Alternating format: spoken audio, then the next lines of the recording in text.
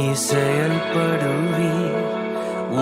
கரம் என்னை விலகாதிருக்கும். என் இயலாமையில் நீர் செயல்படுவீர். கரம் என்னை விலகாதிருக்கும். மலைகளை பெயர்ப்பீர் என்றார்.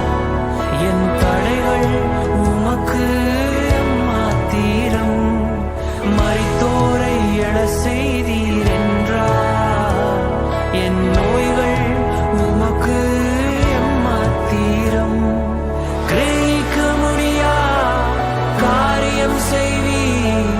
சர்வஞானியே உம்மை ஆராதிப்பேன்.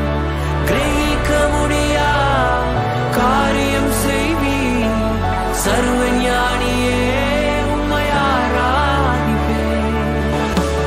பெரும் கோலும் கையும் இரு பரிவார்